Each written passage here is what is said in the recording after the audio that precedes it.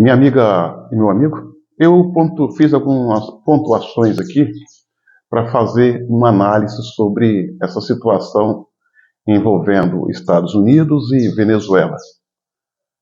Toda a imprensa está noticiando, e é fato, os Estados Unidos, na madrugada desse dia 3 de janeiro, bombardeou a infraestrutura pertencente ao narcotráfico e capturou o ditador Nicolás Maduro e a sua esposa, já os tirando da Venezuela, e os mesmos estão sob a custódia do governo americano.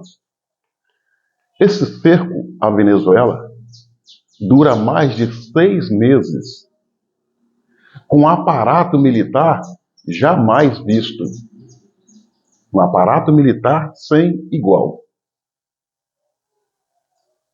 E o Trump, ele fez de tudo para não atacar militarmente a Venezuela, embora tivesse mobilizado para o Mar do Caribe toda essa estrutura.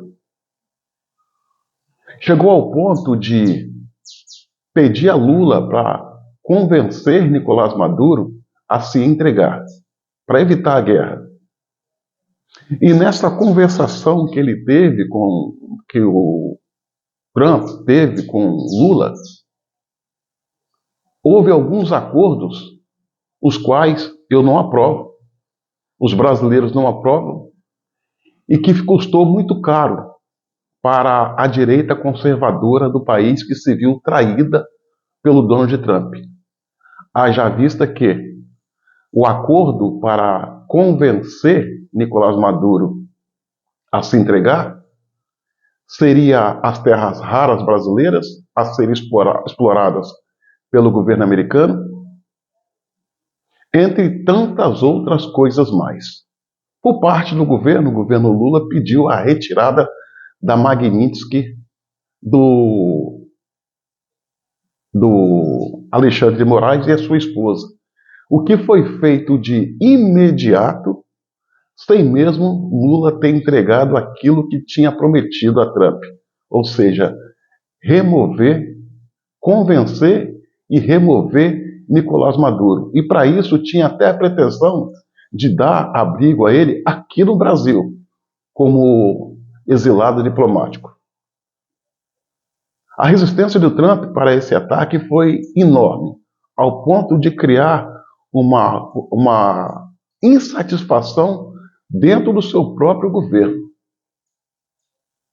O secretário da Guerra, Pete Hegseth, e o secretário de Estado, Marco Rubio, que era a favor do ataque, que era a favor da prisão de Maduro, que era contra essa questão de Trump conversar com Lula, tem um grande papel nessa decisão agora de Trump. A insatisfação deles com os rumos do governo americano e com os rumos que estava tomando Trump trouxe mal-estar dentro da própria administração de Trump. E eles estavam certos. Tanto é que o acordo que Trump fez com Lula não vingou. Lula não entregou o que prometeu. E ainda antecipadamente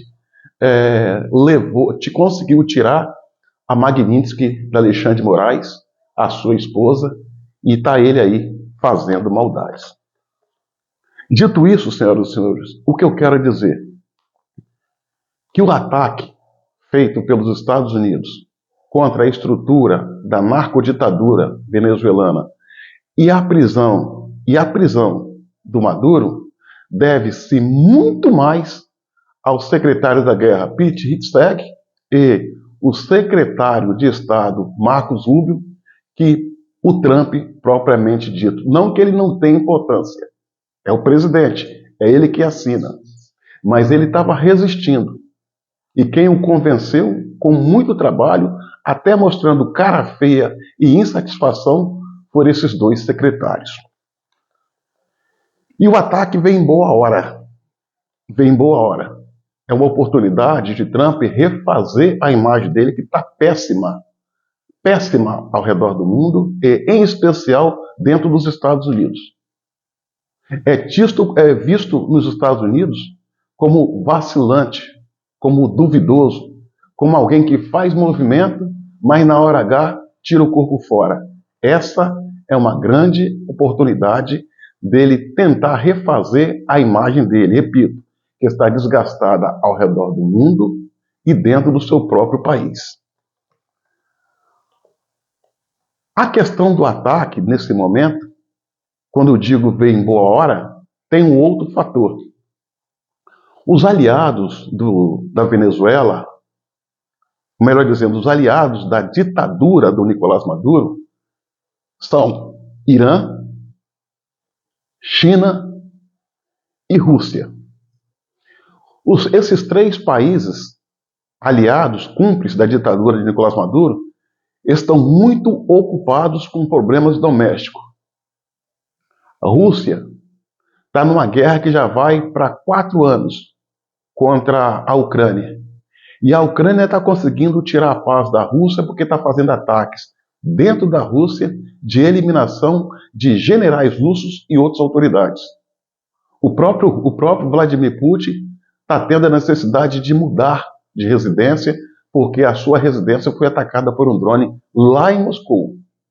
Um drone lançado pela força ucraniana que atacou a residência de Putin lá em Moscou. A China, por sua vez, está com a economia em frangalhos, descendo de ladeira abaixo, embora não admita, porque é um país onde a imprensa é do governo. Além do mais, está no exercício militar em um cerco agressivo e ameaçador contra Taiwan. A China, militarmente, está muito ocupada nesse momento. O Irã, por sua vez, saiu debilitado, completamente debilitado, daquela guerra de 12 dias com Israel. Está vivendo uma crise econômica sem precedentes, à beira de uma guerra civil, e a população, na condição de manifestantes, ocuparam todas as províncias do Irã. Em algumas províncias, as forças de segurança foram expulsas. E os equipamentos militares, viatura, armamento, prédio, estão sendo queimados. No Irã, a ditadura dos ayatollahs, comandada pelo líder religioso Ali Khamenei, está ruindo. É questão de dias ou meses. A ditadura do Irã vai acabar, vai ruir. Ou seja, os três aliados do Irã, da Venezuela, estão ocupados, tiraram o corpo fora e não vão comprar essa briga. O sinal de que esse ataque de hoje ocorreria, foi dado no decorrer da semana passada, quando a Rússia tirou os seus diplomatas e familiares do território venezuelano, num claro sinal de que algo de grandioso iria acontecer naquele país, e aconteceu. O Nicolás Maduro está preso, juntamente com sua esposa, destino até então incerto, deve estar nesse momento em algum porta-avião americano no Mar do Caribe, será levado para os Estados Unidos, aonde vai cumprir uma pena pesada por narcotráfico. E se ele quiser diminuir essa pena, ele vai ter que fazer o quê? Delação premiada. E isso vai tirar o sono de muita gente, inclusive aqui no Brasil.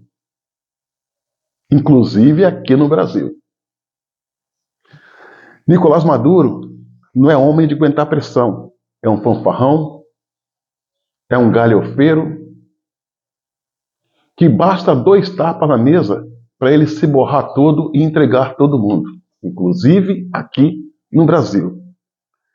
Nicolás Maduro caiu, mas ele é a figura midiática da organização narcoterrorista, que tem dentro do seu bojo o cartel de Trenderágua e o cartel de Los Soles. Ele é a figura visível dessa organização. Mas o cérebro dessa organização, o cara que verdadeiramente manda na estrutura e até no Nicolás Maduro, pelo menos e por enquanto, ainda está solto. O nome dele é Deusdado Cabello, um general das Forças Armadas venezuelana, chamada Forças Armadas Bolivariana. É o cara, é o número um, é o cérebro, é o engenheiro de toda essa patifaria. O Nicolás Maduro tem o seu nível de importância, mas não é a figura central do sistema. A figura que manda e desmanda, repito, é o general Deusdado Cabello e o ministro da Defesa da Venezuela, Padrinho Lopes. Enquanto esses dois não cair, juntamente com Nicolás Maduro, o serviço não está completo. É preciso que esses caiam e outros generais. Vale saber que a Venezuela tem 2.000 generais. É o exército do mundo que tem mais generais. E por que tem tantos generais? Era a forma que o Nicolás Maduro tinha de cooptar os militares. E um detalhe importante, senhoras e senhores. Um detalhe importante, no meu ponto de vista, sobre a minha análise. O narcotráfico da Venezuela, que opera em toda a América Latina, como na Colômbia, não é uma parte isolada. É apenas uma parte de um todo. E esse todo, no meu entendimento, é o Foro de São Paulo. Esta organização narcoterrorista é um braço do Foro de São Paulo. E nós sabemos quem criou o Foro de São Paulo. E nós sabemos quem dá as cartas no Foro de São Paulo. Luiz Inácio Lula da Silva. É possível que, quando Nicolás Maduro abrir a boca, informações vão levar ao Lula e outras figuras na América Latina, como Petro, família Kirchner, Cláudia Sheinbaum no México, e tantas outras figuras que usam a política, usam as regras da democracia para praticar o crime de larga escala. Então, é preciso estar atento para a queda de outros figurões. Lá na Venezuela, repito, Deusdado Cabello, Padrinho Lopes, e aqui no Brasil, outras figuras que serão confirmadas através da delação premiada do Nicolás Maduro. A bola da vez, e é preciso que seja assim, caso contrário o serviço não vai estar completo, há de ser, e isso pelo menos prometeu Trump. Ele tem um hábito de prometer e não cumprir. Ainda bem que ele tem uma equipe de secretários que é ideológico, linha dura e sabe o que estão fazendo. Odeia a ditadura, odeia comunismo, odeia narcotráfico. Segundo Trump, a bola da vez é Colômbia de Gustavo Petro, México da Cláudia Sheinbaum e o Brasil de Luiz Inácio Lula da Silva. Se não fizer esse trabalho completo, o narcotráfico vai continuar operando e derramando entorpecentes nos Estados Unidos de uma forma assustadora ao ponto de fazer o que está fazendo. Exterminar 100 mil pessoas viciadas todos os anos. 100 mil pessoas perdem as vidas nos Estados Unidos todos os anos por causa do entorpecente despejado naquele país. Caso os americanos não façam esse trabalho de uma forma extensiva a esses braços e cabeça da organização, vai deixar a impressão que a luta não é contra o combate, que a luta não é contra o narcotráfico ou contra ditaduras na América Latina, mas sim apenas o petróleo da Venezuela. Então é preciso a humanidade, a população desses países da América Latina espera que essa ação não se limite tão somente na Venezuela e que não se limite tão somente com a prisão de Nicolás Maduro, porque tem outras pessoas na cadeia de comando. Uma observaçãozinha, eu notei aqui para não esquecer, uma observaçãozinha que eu entendo ser importante. O Trump, ao negociar com Lula, entregou a cabeça da direita conservadora. Entregou. Confiança é igual cristal. Quando se quebra, não cola mais. Nesse entregar da nossa cabeça, acreditando que Lula fosse entregar Maduro, ou fazer com que Maduro renunciasse, custou a prisão do nosso líder, Jair Messias Bolsonaro, que está lá. É triste estar falando isso, mas sob risco de morrer. Um homem de 70 anos não pode esperar. Tiraram a Magnitsky de Alexandre de Moraes e da sua esposa, e Alexandre de Moraes continua muito mais forte que antes nas suas maldades, apesar de ele se encontrar em condição moral para tal, só fazendo crueldades. Fortaleceu no primeiro momento o governo Lula, não pensou na direita conservadora, pensou tão somente no seu acordo. Tanto é que escalaram os irmãos Joesley e Wesley Batista para se deslocar até a Venezuela, para convencer Maduro. Não conseguiram. Esses ataques de hoje para Trump não era para ter existido. Só existiu porque ele foi passado para trás por Lula.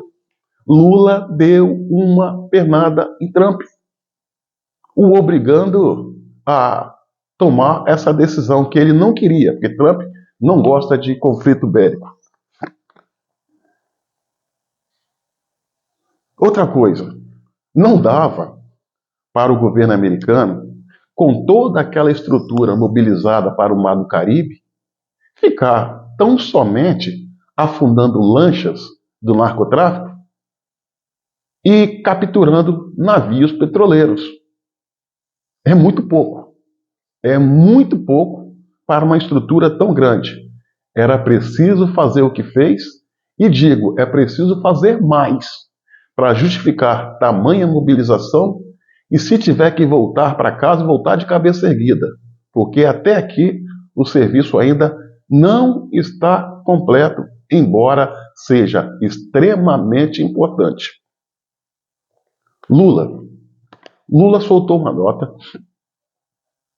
repudiando o ataque, falando em soberania, convocando juntamente com Gustavo Petro e outros ditadores narcotraficantes da região a ONU para tomar providência.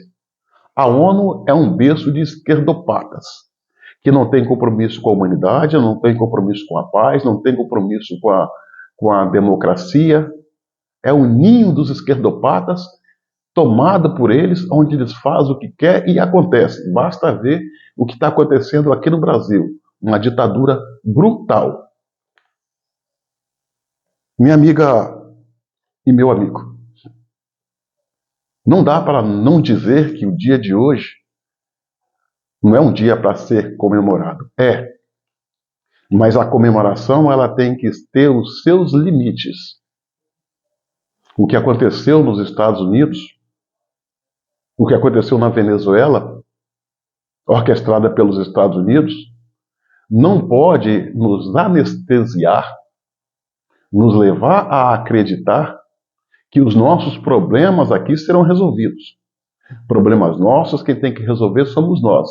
Não é Trump, não é Benjamin Netanyahu, não é ninguém, somos nós, já está provado. Quando a gente mais precisou, nós fomos abandonados e sentados na curva.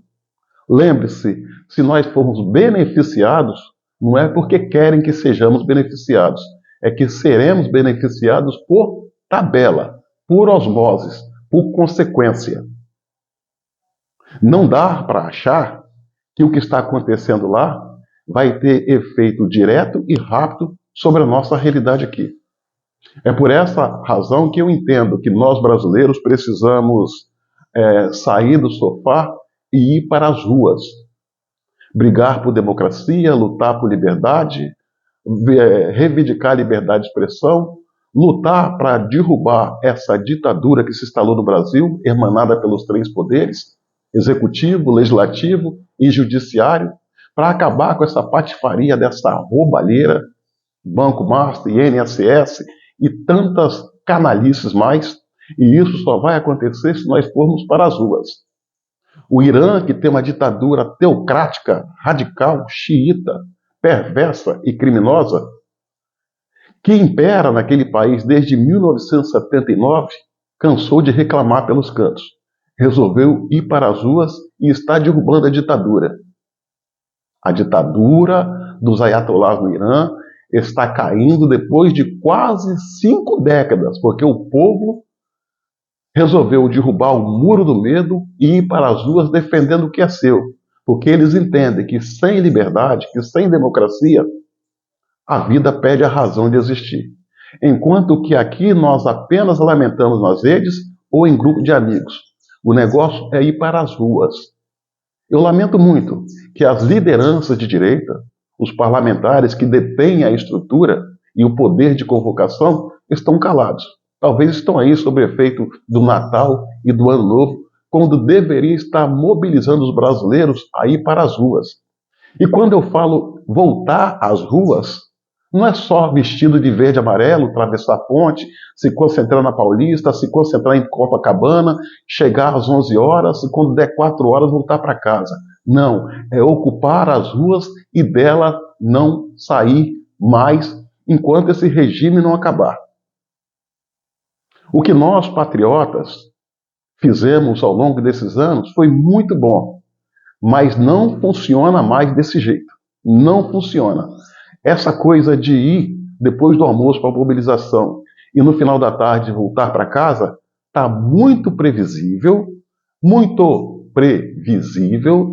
não faz efeito, porque quem está fazendo a sacanagem não tem medo de povo. Só tem medo de povo quem depende de voto.